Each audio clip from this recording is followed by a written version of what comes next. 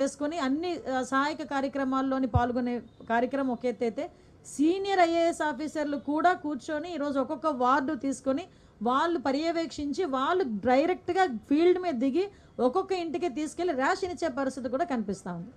ఇన్ని జరుగుతున్నా కూడా సొంత ఖర్చుతోని ఒక పులిహార ప్యాకెట్ కూడా చేయించి వరద బాధితులకి ఇవ్వలేని జగన్మోహన్ రెడ్డి ఈరోజు ఎక్కడో బెంగళూరులో కూర్చొని లిటరల్లీ చెప్పాలంటే పులిహోర కబుర్లు మాట్లాడుతున్నాడు. సారీ, నేను ఎందుకంటే మాట్లాడుతున్నానంటే ఇంత జరుగుతుంది, ప్రపంచం అంతా చూస్తుంది, ప్రజలందరూ బయటికి వెళ్తే ఎస్ మాకు ఇది జరిగింది, మాకు ఇది అందింది అని చెప్తున్నారు, దాతలందరూ ముందుకు వస్తున్నారు. సిగ్గుపడాలి. చిన్న పిల్లలు వాళ్ళకి కిడ్నీ బ్యాంక్స్ తీసుకొచ్చుకొని ఇది కూడా మేము ఇస్తామని చెప్పి సీఎం గారి దగ్గరికి వచ్చి వాళ్ళు ఇస్తున్నారు. కొంతమంది పిల్లలైతే చదువుకున్న పిల్లలైతే వాళ్ళ పాకెట్ మనీని తీసుకొచ్చి వరద సహాయ ప్రాంతాల్లో ఉన్న వాళ్ళందరికీ కూడా ఇవ్వాలని చెప్పి ఆలోచన చేశారు. కానీ ఇవన్నీ పక్కన పెట్టేసి ఎక్కడో బెంగళూరులో కూర్చొని ఈరోజు ప్రభుత్వం మీద బురద జల్లే పరిస్థితి ఈరోజు కనిపిస్తూ ఉంది. అరే ఎక్కడో బెంగళూరులో కూర్చోవడం అన్నది కూడా కాకతాళీయమే. ఎందుకంటే ఈయనకి నిజంగా పాస్పోర్ట్ ఇచ్చుంటే ఈ టైంకి లండన్లో కూర్చునేవాడు. ఈ టైంకి లండన్లో కూర్చోవలసిన మనిషి పాస్పోర్ట్ అవ్వలేదు కాబట్టి బెంగళూరులోకి వెళ్ళి కూర్చొని అక్కడి నుంచి విమర్శలు చేయడం, ట్వీట్లు పెట్టడం. అరే నువ్వు 2 రోజుల అంటే మహా అయితే ఈ 9 రోజుల వరద ఉన్న ఈ విజయవాడ సిటీలో 20 నిమిషాలు గడిపాడు జగన్మోహన్ రెడ్డి కరెక్ట్గా చూసుకుంటే. ఒక రోజు ఒక 10 నిమిషాలు, ఇంకొక రోజు ఒక 10 నిమిషాలు. కానీ ఈరోజు గౌరవ ముఖ్యమంత్రి చంద్రబాబు నాయుడు గారు అలా కాదే, ఉదయము సాయంత్రము కూడా వెళ్ళటమే కాదు, వాళ్ళందరూ కూడా ఎలా ఉన్నారు, ఏం చేస్తున్నారు అనేది చాలా క్లియర్గా కనుక్కొని సాయంత్రం మళ్ళీ మీ అందరికీ కూడా బ్రీఫ్ ఇచ్చి ఇక్కడ మళ్ళీ అఫీషియల్స్ అందరితో పాటు మీటింగ్ ఏర్పాటు చేసుకొని వాళ్ళతో క్లియర్గా ఎలా జరుగుతుంది. ఏ మంత్రి అండి ఈ రోజు వరకు ఒక బ్రీచ్ని క్లోజ్ చేయడానికి ఇన్ని రోజులు ఒక మంత్రి అక్కడ 3 రోజులు 4 రోజులు కూర్చున్న సందర్భం ఉందా? ఈరోజు గౌరవ ముఖ్యమంత్రి గారి ఆదేశాల మేరకు నిమ్మల రామానాయుడు గారు వెళ్ళి బుడమేరు ఆ బ్రీచ్ని క్లోజ్ చేయడానికి 3 రోజులుగా నిద్రాహారాలు మాని వానలో తడుస్తూ అక్కడే కూర్చున్నారే. ఇవన్నీ ఎందుకు కనిపించట్లేదు ప్రతిపక్షాల వాళ్ళకి? ఇవన్నీ ఎందుకు అసలు వినిపించట్లేదు ప్రతిపక్షాల వాళ్ళకి? కనీసం ఏదో రకంగా బురద జల్లాలి అని ఒకే ఒక పరిస్థితుల్లోని పేటీఎం బ్యాచ్ని దింపి సాక్షి ఛానల్ని పట్టుకొని నోటుకు వచ్చినట్టు మాట్లాడడం తప్పించి ఏమీ వాళ్ళు చేసే పరిస్థితి అయితే కనిపించట్లే. ఒకటైతే క్లియర్గా ఉన్నాను, ప్రజలందరూ కూడా ఇప్పుడు ఎన్డీఏ పక్షాలు ఉన్నారు, ఎన్డీఏ నాయకులందరూ కూడా ఈరోజు ముందుకు వచ్చి సేవా కార్యక్రమాల్లో పాల్పంచుకుంటున్నారు. రేపటి నుంచి కూడా ఎన్యూమరేషన్ కూడా స్టార్ట్ అవుతుంది. ఎన్యూమరేషన్లో కూడా ప్రజలందరూ కూడా సహకరించాల్సిందిగా ప్రజలందరికీ కూడా నేను కోరుకుంటున్నా. ఎన్యూమరేషన్ స్టార్ట్ అయిన తర్వాత వాళ్ళకి ఎలాగ రిలీఫ్ ఇవ్వాలనేది కూడా ఆలోచన చేసుకుని రిలీఫ్ కూడా ఇస్తాం.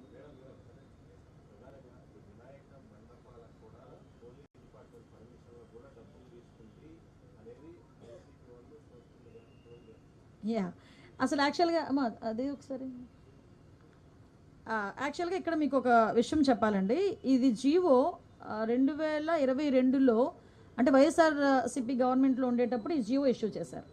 అయితే విషయం ఏమైందంటే కరెక్ట్గా 15 డేస్ బ్యాక్ 20 డేస్ బ్యాక్ మాకు అన్నీ కలిపి ఒకే పోర్టల్లో అంటే సింగిల్ విండో విధానం తీసుకొచ్చి ఆ సింగిల్ విండో విధానంలోని ఇప్పుడు మన electrical department permission, R&B permission, panchayati municipality permission, police permission, electricity permission, ఈ 5 పర్మిషన్స్ డెఫినెట్గా మనకి వినాయక మండపం పెట్టాలంటే ఉండాలి. ఇంతకుముందు ఏం చేసేవారంటే ఒక్కొక్కరు ఒక్కొక్క దగ్గరికి వెళ్ళి పర్మిషన్స్ తీసుకునేవారు. మేము అలా కాకుండా ఒక జాయింట్ ఇన్స్పెక్షన్ పెట్టి ఒక జాయింట్ సింగిల్ విండో విధానం పెట్టాం. అయితే ఆ రోజు ఏం చేశారంటే ఇదే జీవోని నాకు డిపార్ట్మెంట్ వాళ్ళు తీసుకొచ్చి ఇచ్చారు. ఇస్తే నేను యాస్ట్రీస్గా ఈ జీవోలోని ఏదైతే ఉందో మేము దాన్ని చెప్పడం జరిగింది.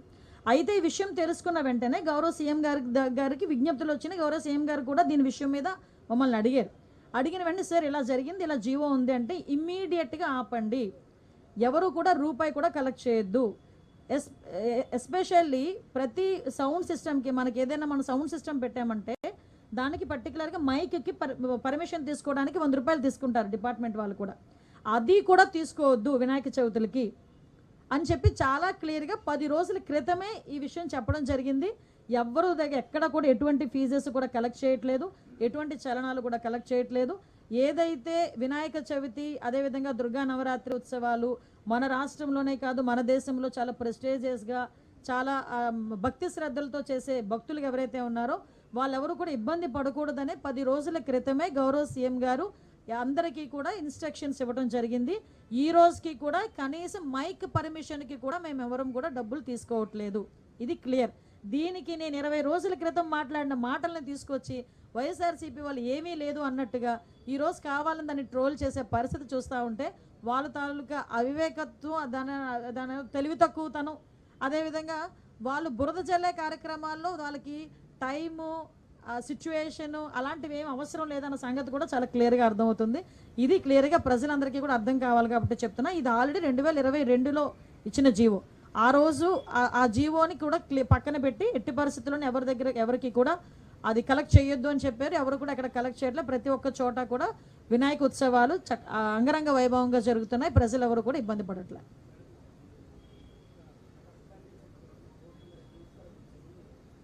ఎంక్వైరీ జరుగుతుందండి. దాని మీద ఎంక్వైరీ జరుగుతుంది. చాలా డీటెయిల్గా ఎంక్వైరీ జరుగుతుంది.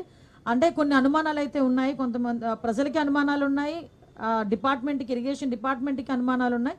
ఆ అనుమానం నేపథ్యంలోనే వాళ్ళు కంప్లైంట్ కూడా ఇవ్వడం జరిగింది. దాన్ని చాలా వేగవంతంగా ఈరోజు తీసుకుంటున్నారండి, ఎంక్వైరీ చేస్తున్నారు. అమ్మా, ఎంక్వైరీ జరుగుతుందండి. ఎంక్వైరీ జరగడం అంటే అవతల వాళ్ళు అనుమానితులు ఎవరైతే ఉన్నారో వాళ్ళని తీసుకొచ్చే కదా మనం ఎంక్వైరీ చేస్తాము. At the same time field లెవెల్లో కూడా వెళ్ళి ఎంక్వైరీ చేస్తున్నారు. ప్రస్తుతానికి ఎంక్వైరీ లెవెల్లో ఉంది.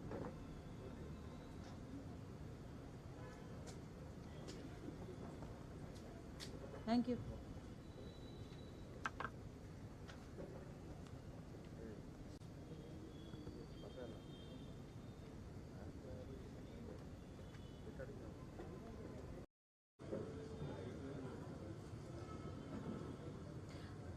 అందరికీ నమస్కారం. వరద బాధితులకి సహాయ చర్యలు ఎంత ముమ్మరంగా సాగుతున్నాయో గత 8 రోజుల నుంచి కూడా ఇక్కడున్న అందరూ కూడా చూస్తూనే ఉన్నారు. ఎస్పెషల్లీ ఇక్కడున్న పత్రికా విలేకరుల దగ్గర నుంచి, సామాన్య ప్రజల దగ్గర నుంచి, ప్రపంచవ్యాప్తంగా ఉన్న తెలుగు వాళ్ళందరూ కూడా ఇవన్నీ కూడా మనం గమనిస్తూనే ఉన్నారు. ఈ రోజుకి కూడా సహాయక చర్యల్లో ఎటువంటి ఇబ్బంది రాకూడదు. వర్షాలు పడుతున్నా కూడా ఎక్కడైతే వరద ముంపు ప్రాంతాల్లో ఉన్నారో ప్రజలు, వాళ్ళందరికీ కూడా సహాయక చర్యలు అందాలి అనే ఒకే ఒక ఉద్దేశంతో గౌరవ చంద్రబాబు నాయుడు గారు, సీఎం గారు ప్రత్యేకంగా, అంటే ఇక్కడే బస్సులోని ఇన్ని రోజుల నుంచి, గత 8 డేస్ నుంచి కూడా బస్సులోనే తన అడ్మినిస్ట్రేషన్ కొనసాగిస్తూ ప్రతిరోజు కూడా ఉదయము సాయంత్రం కూడా ఎక్కడైతే మన ముంపు ప్రాంతాలు ఉన్నాయో ఆ ముంపు ప్రాంతాలన్నిటికీ కూడా స్వయంగా తనే వెళ్ళి పర్యవేక్షించి సాయంత్రం అయ్యేసరికి మళ్ళీ అఫీషియల్స్ అందరితోనే కూడా కూర్చొని రివ్యూ చేసి ఎక్కడెక్కడ ప్రాబ్లమ్స్ ఉన్నాయో అవన్నీ కూడా అఫీషియల్స్కి, అదేవిధంగా పొలిటికల్ లీడర్స్కి అందరికీ చెప్పి నెక్స్ట్ డేకి ఆ ప్రాబ్లం రాకుండా చూసుకునే బాధ్యత పర్టికులర్గా గౌరవ సీఎం గారు చంద్రబాబు నాయుడు గారే తీసుకోవటం అన్నది నిజంగా ఒక రకంగా చెప్పాలంటే ఒక గుడ్ సైన్. ఏ ముఖ్యమంత్రి కూడా, ప్రపంచంలోని చాలామంది రాజకీయ నాయకులను చూసాము, చాలామంది ముఖ్యమంత్రులను చూసాము, దేశంలోని కాకుండా మన రాష్ట్రంలో కూడా చాలామంది ముఖ్యమంత్రులను చూస్తున్నాం. కానీ ఏ ముఖ్యమంత్రి కూడా వరద ప్రాంతాల్లోని ఉదయం సాయంత్రం కూడా పర్యటించి సుమారుగా 8 రోజుల పాటు బస్సులోనే ఉండి అడ్మినిస్ట్రేషన్ చేసిన పరిస్థితి కూడా కనిపించలే. అట్ ద సేమ్ టైం ఒక అడ్మినిస్ట్రేషన్ వేలోనే కాకుండా ఒక హ్యుమానిటీ వేలోని కూడా ఆలోచన చేసుకొని ఇప్పటికీ కూడా కొన్ని చోట్ల వరద ముంపు ప్రాంతాల్లోని వరద తగ్గినప్పటికీ కూడా కొన్ని ప్రాంతాల్లో వరద ముంపు ప్రాంతాల్లో ఉన్నారు, ఇంకా వాటర్ కొన్ని చోట్ల నిల్వ ఉంది, అటువంటి ఏరియాల వాళ్ళకి మనం ఏం చేయాలనే ఉద్దేశంతో కంపల్సరీగా ప్రతి ఒక్కరికి కూడా 3